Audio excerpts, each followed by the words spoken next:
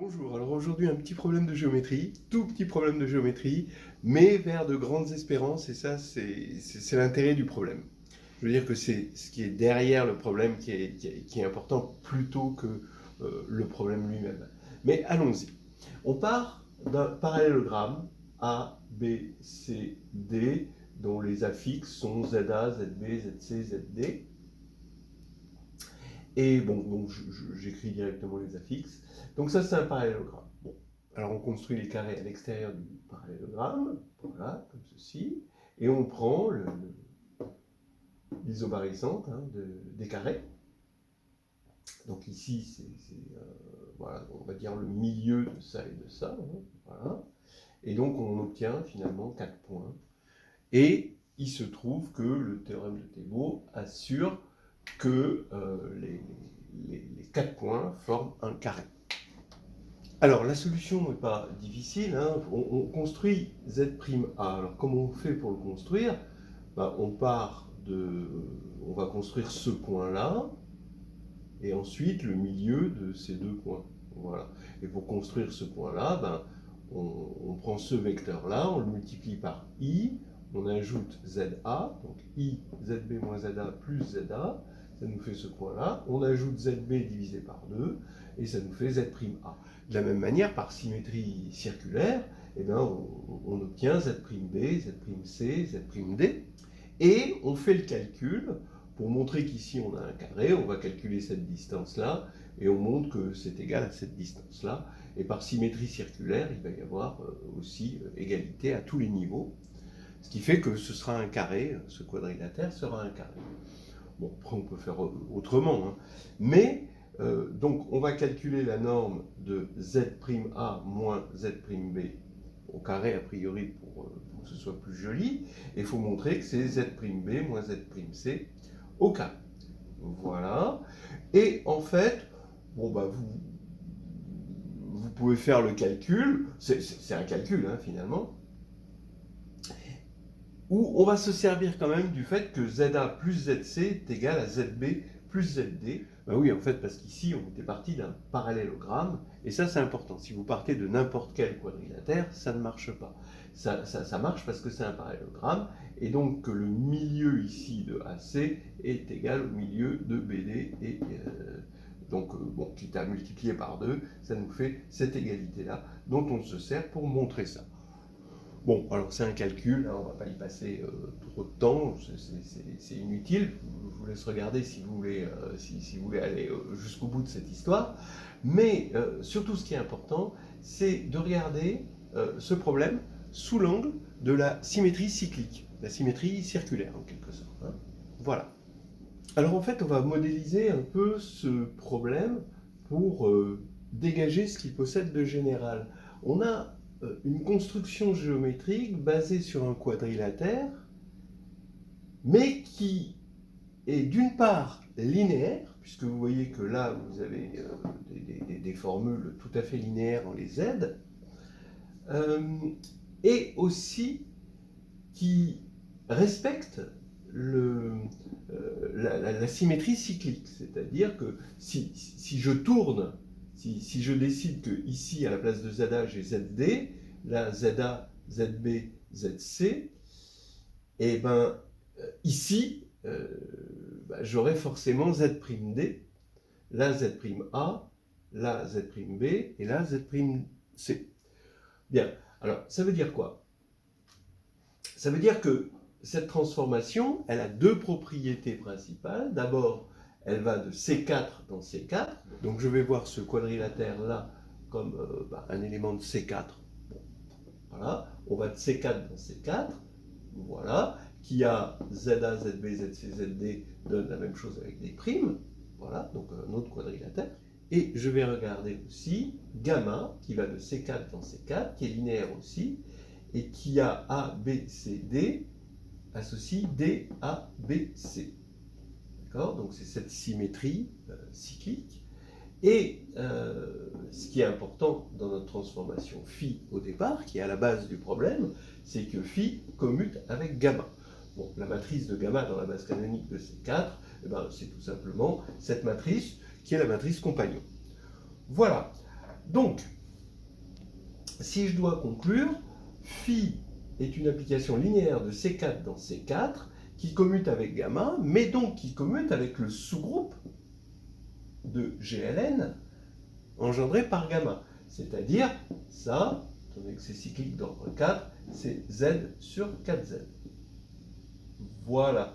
En fait, voilà. En gros, hein, dit avec d'autres mots, c'est une introduction, on est en train de faire une introduction à la théorie des représentations, vous l'aurez peut-être compris. C4 est une représentation de Z sur 4Z, par cyclicité, évidemment. Et phi est un morphisme de représentation. Voilà, on va s'amuser avec ça, mais sans parler de représentation. On n'a pas besoin de connaître les représentations, mais c'est juste pour les introduire. Hein, voilà. Alors, allons-y pour une solution qui ne va pas utiliser la théorie des représentations, mais simplement la théorie de la réduction, comme on la connaît quand on arrive en master. Bon, ok, je suis peut-être un peu optimiste. Alors, on a donc phi qui est linéaire de C4 dans C4, on a cette matrice on reconnaît ici la matrice compagnon de x4 moins 1, la matrice compagnon où le polynôme ici est vu, le polynôme x4 moins 1 est vu au signe près là, en ligne sur cette ligne-là. Hein, d'accord? Parce que pas confondre avec la matrice compagnon transposée. Bien, alors, on sait, on peut imaginer ou on peut calculer que le polynôme caractéristique d'une matrice compagnon comme ça, ben c'est justement x4 moins 1. Son polynôme minimal aussi. Le spectre, du coup, c'est 1i moins 1 moins i, c'est diagonalisable. Alors on sait que c'est un théorème des matrices normales, hein, quand elles commutent avec leur adjoint. Donc ici, elle commute avec sa transposée. De toute façon, oui, puisque c'est une matrice orthogonale, ça commute avec sa transposée, puisque sa transposée, c'est son inverse. Alors, c'est diagonalisable, en plus, bon, ça on s'en doutait, hein, mais en base orthonormée. Hein, voilà. Donc ici, on va avoir un vecteur, alors en plus, ça c'est quelque chose que vous pouvez voir dans Carnet de voyage en algébrie, hein, qui est très très général pour les matrices compagnons, on va dire, lignes, c'est que les vecteurs propres sont des vecteurs de forme Vandermonde, en quelque sorte. Donc vous prenez 1, par exemple ici ça se voit mieux, vous prenez le vecteur propre pour la valeur propre i, ça va être 1, i, moins 1, moins i. On dit un scalaire près. Hein. Pour moins 1, ça va être 1, moins 1, 1, moins 1. Donc vous mettez à la puissance, ici, et ça vous donne le vecteur propre. Donc les vecteurs propres sont très faciles à calculer quand on connaît les matrices compagnons, ces matrices compagnons-là. Donc les voici, ça forme une base, oui, orthonormée pour la structure ici unitaire. Et je dis que phi, il est dans le, on a dit tout à l'heure hein, que phi était dans le commutant de gamma, donc ça veut dire qu'on sait d'avance que phi est sous cette forme-là. On ne va pas s'en servir, mais c'est toujours sympathique. En gros, on sait qu'une matrice qui commute avec C, une matrice compagnon, c'est un polynôme de cette matrice. Donc finalement, c'est sous cette forme-là, je vous l'ai mis avec des A, B, C, D dans C. Donc c'est une sous-algèbre de dimension 4. Bon, ça on va pas s'en servir. En revanche, comme phi commute avec gamma, donc la matrice de phi commute avec C si vous voulez, phi respecte les sous-espaces propres. Donc on va avoir, puisque ce sont des droites propres, on va avoir que phi de V alpha, bon je prends alpha égale 1 i moins 1 moins i, phi de V alpha c'est un lambda alpha V alpha. Donc si on veut connaître phi, vous voyez, c'est ça la morale de cette histoire, c'est que si on veut connaître phi, il suffit de le connaître sur des éléments particuliers, spectraux, les V alpha. Alors ça c'est quand même assez intéressant, hein, ce côté spectral de phi. C'est-à-dire qu'au lieu de regarder phi sur ces 4, hein, on va le regarder sur des choses très particulières. Et maintenant, on va revenir à la géométrie. Maintenant, hein, on fait des allers-retours entre la réduction et la géométrie. C'est-à-dire, que représente le quadrilatère 1, 1, 1, 1. Bon, et ben, tout simplement, ça veut dire que tous les sommets sont égaux. Donc vous avez juste un point. Vous avez un quadrilatère dégénéré en un point. Et on va appliquer phi. Ça veut dire qu'on va faire notre petite construction avec des carrés en prenant les milieux. Mais en fait, à chaque fois qu'on va prendre deux points, ils seront égaux. Donc les carrés qu'on va construire, ça va être des carrés dégénérés en des points, et les milieux, ça va être le point lui-même. Donc en fait, c'est évident, même pas besoin de calcul, pour voir que cette construction va nous donner que notre 1, 1, 1, 1 va aller vers 1, 1, 1, 1. Ou plus généralement, z, z, z, z va faire z, z, z, z. Donc lambda 1 égale 1. V1 est vecteur propre pour phi pour la valeur propre 1. Bon, magnifique. Maintenant, je vais regarder VI. Alors, VI, c'est un carré. Donc, VI, il va correspondre géométriquement à 1, I, moins 1, moins I. C'est un carré, mais pas dans le sens qu'on l'avait vu tout à l'heure quand on avait fait la construction. On avait ZA, ZB, ZC, ZD. Alors, on arrive à se convaincre ici que si on fait la construction dans le mauvais sens, quand on va construire notre carré extérieur, le fait de l'avoir fait dans le mauvais sens fait qu'il va se retrouver le carré intérieur. Et en fait, c'est juste ce carré-là. Donc quand on part de 1, I, on fait le carré, on va se retrouver avec ce carré-là. Si on prend la formule de phi, voilà. Et du coup, quand on va avoir ce carré-là, on va faire le milieu de ça et ça, puis ça va faire 0. En fait, donc, on obtient 0. Alors après, si on veut, on peut se rassurer, on fait la formule. Donc on avait dit I ici, facteur de I moins 1, donc ça c'est ce vecteur-là, plus 1, puisqu'on le met sur 1, et on fait la moyenne. Du coup, vous voyez bien qu'on obtient ici moins I, d'accord? Et ensuite, je fais plus I sur 2, et bien ça fait 0. Donc ça veut dire que lambda indice I égale 0. Voilà.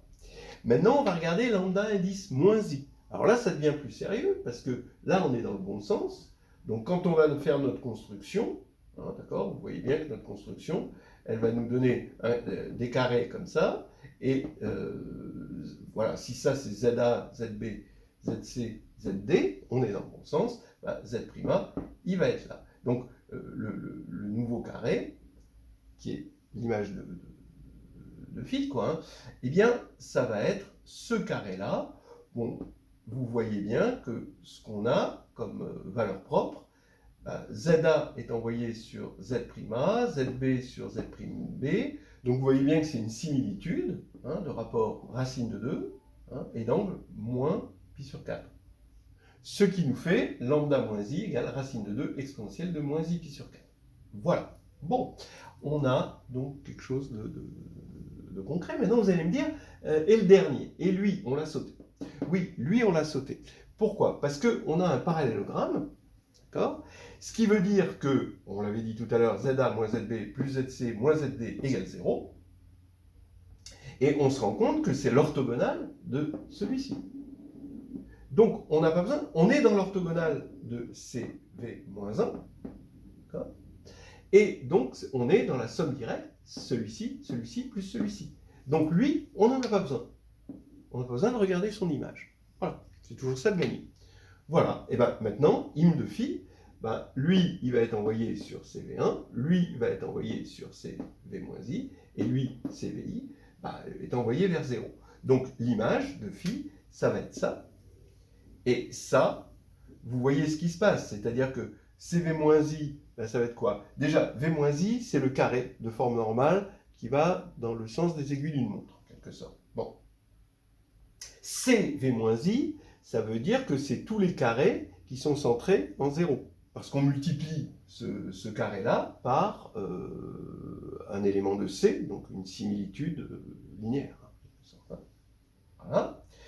Donc on a tous les carrés centrés en 0. Et là, on ajoute celui-ci, ça veut dire que ça, c'est qu'on déplace 0. Donc on déplace l'isobarycentre du carré. Et donc on obtient tous les carrés, mais attention, les carrés dans ce sens-là. C'est-à-dire, si on voulait les carrés dans l'autre sens, dans le sens trigonométrique, finalement, il faudrait prendre ça plus ça. Voilà. Donc là, ça y est, on a fait une preuve comme ça, sans les mains pratiquement, sans calcul. Ce calcul, bah, c'était pour se convaincre, pour se rassurer, mais finalement c'est quelque chose de géométrique. Et on voit le théorème de Thébault assez facilement, avec un petit peu de réduction, et surtout toujours cette matrice compagnon qu'on devrait mettre au programme.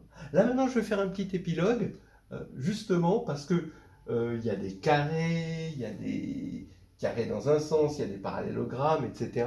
Finalement, ça remet en question notre vision des quadrilatères. Donc on va faire le point un petit peu sur les quadrilatères. Alors voilà, plein de choses à dire quand même, hein. Bon, déjà que on retrouve ce théorème de Thébault, hein, dans l'exercice 49, hein, c'est pas 49.3, il n'y a pas de passage en force, de Nouvelles histoires hédonistes de groupes et de géométrie, le tome 2, chapitre 13. Donc vous pouvez regarder ça, je vous donne une référence. Voilà. Donc regardons maintenant quels sont les quadrilatères que l'on obtient en fonction des sous-espaces compatibles, les sous-espaces stables, hein, par gamma. Alors, d'abord, CV1, qui est stable par gamma, ça va être juste, on l'a dit, c'est juste les points, c'est les quadrilatères dégénérés en un point. CV1 plus CVI, qui est un sous-espace stable, mais ça va être les carrés, d'accord ? Donc juste CVI, ça va être les carrés centrés en 0. Quand on rajoute CV1, ça va être les carrés qu'on peut translater n'importe où, mais dans le sens trigonométrique. Si on fait CV1 plus CV moins I, on obtient un sous-espace stable, et ce sont les carrés dans l'autre sens. Voilà. On a dit que ceci, c'est-à-dire l'orthogonale de CV-1, donc la somme des autres droites propres, bah, ce sont les parallélogrammes. Donc vous voyez bien qu'on arrive à créer un dictionnaire entre des sous-espaces stables et notre vieille géométrie qu'on apprenait à l'école. Ça, je trouve ça toujours très sympathique. Mais on voudrait retrouver les rectangles, les losanges, par exemple. Alors que sont-ils, les rectangles, traduits dans ce monde-là? Alors là, ça ne va plus être des sous-espaces. Donc l'ensemble des rectangles, ben, à votre avis, hein, ça va être stable? Ben oui, parce que quand vous tournez un rectangle, vous avez encore un rectangle. Donc ça va être stable, mais ça ne va pas être forcément un sous-espace. C'est ce qu'on va voir. On va tomber sur une quadrique. Regardez, on veut les rectangles. Bon, on va se contenter des rectangles centrés en 0, d'accord? Parce que, quitte à translater. Et comme les rectangles sont des parallélogrammes, ben, on n'a pas de composante en V-1. Donc ça veut dire qu'on va chercher ceci. Comme on veut que ce soit centré en 0, on va chercher juste là-dedans. Donc on cherche une condition sur lambda et mu pour que ça définisse un rectangle. Donc qu'est-ce que c'est que les 4 sommets de ça? Ben, les voilà, hein, on calcule. Voilà les 4 sommets. Et ce que je veux, c'est que ce soit un rectangle. Donc je vais regarder, quand on a un parallélogramme, parce qu'on sait qu'on a un parallélogramme, et on a un rectangle si les longueurs des diagonales sont égales. Donc je vais regarder les demi-longueurs. Donc là, les demi-longueurs, c'est facile de voir que c'est module de lambda plus mu, bon, je mets au carré, hein, est égal à lambda module de lambda moins mu au carré. Voilà la condition. Et ça, bon, vous voyez, vous développez, vous simplifiez, ça fait tout de suite la partie réelle de lambda bar mu égale 0. Voilà. Voilà la condition. Alors maintenant, on va la rendre. Vous voyez qu'à cause du bar, c'est une condition réelle. Donc on va regarder ça dans la géométrie réelle. On n'est plus dans la géométrie complexe. Donc ici, je vais. Bon, alors Z, c'est plus un complexe, hein, c'est un réel. X, Y, Z, T sont des réels. Donc on va regarder ça comme une variété de R4. Hein. Donc bien sûr, on est en train juste de regarder les rectangles centrés en 0. Et là, ça nous fait la partie réelle de ça égale 0. Et donc la partie réelle, c'est quoi? C'est XZ plus YT égale 0. Voilà. Alors, on tombe sur une quadrique, c'est-à-dire qu'on tombe sur, ici, une forme quadratique égale 0, avec la forme quadratique de signature 2,2, hein, c'est une forme quadratique non dégénérée de R4. Donc ça s'écrit x2 plus y2 moins z2 moins t2. On est évidemment dans R4, je ne vais pas pouvoir le dessiner, mais par contre, si je coupe par t égale 1, je vais pouvoir le dessiner. Et ça va me donner ceci. Alors ça, c'est une hyperboloïde à une nappe. Donc il faut imaginer, pour t égale 1, c'est une hyperboloïde à une nappe, et pour les autres, bah, ça va grossir avec t, hein, en quelque sorte. Hein. Ça va être conique. Hein. Voilà, par homogénéité. Donc, ça nous donne une bonne base pour comprendre cette variété des rectangles. Et on sait que cette hyperboloïde, c'est une surface réglée, donc il y a des droites, comme ça, qui correspondent là-dedans à ce qu'on appelle des cétimes. Vous avez des plans, ce sont des cétimes, c'est sous-espaces totalement isotropes maximaux. Ça veut dire qu'ici, on va avoir 0 sur des plans, bon, sur des sous-espaces, mais ici, ça va être des plans. Et quand on coupe par t égale 1, ça va être des droites. Et ce sont les droites que l'on voit ici, alors il y en a aussi dans ce sens-là, mais vous voyez, et si un point de ça, c'est un rectangle, ben on aimerait voir quelle est la droite des rectangles. D'accord ? Quelle est cette droite des rectangles? Alors ça, c'est pas très dur. Eh bien, vous prenez un rectangle, et vous avez une diagonale, comme ça, du rectangle, et vous allez tirer comme ça, vous allez tirer des tas de rectangles, et ça va vous donner, bon, après vous vérifiez par le calcul, une droite des rectangles. Après, vous voyez, l'hyperboloïde à une nappe, il faut l'imaginer comme des spaghettis qu'on tourne comme ça, hein, d'accord, et puis qu'on met autour d'un élastique. Alors l'élastique vert, ici, c'est quoi? Bah, vous imaginez bien que vous faites juste tourner le rectangle. Donc vous voyez, on obtient pas mal de choses en tournant les rectangles comme ça, et puis en tirant comme ça. Et on retrouve notre hyperboloïde à une nappe. C'est joli. Et on fait pareil avec les losanges, parce qu'on a envie de connaître les losanges. Bah, c'est exactement la même chose. On va tomber sur im de lambda bar mu au lieu de partie réelle. Et donc c'est exactement la même chose. On va tomber sur la partie imaginaire au lieu de la partie réelle. Voilà. Je pense qu'on j'en ai assez dit. Mais globalement, c'est l'introduction, une de mes introductions préférées à la théorie des représentations, parce qu'on a une application linéaire, mais qui commute avec une transformation naturelle de notre objet géométrique, c'est-à-dire la transformation cyclique. Donc il y a déjà un petit groupe qui arrive. Et c'est comme ça, finalement, que la théorie des représentations apparaît en physique, c'est-à-dire que nos transformations naturelles de la physique, eh bien, elles commutent avec certains groupes, comme le groupe orthogonal, s'il y a conservation isométrique, en quelque sorte. Elles peuvent commuter aussi avec d'autres groupes plus savants, comme le groupe de Lorentz. Voilà, c'est des petites choses qui me font plaisir à partager.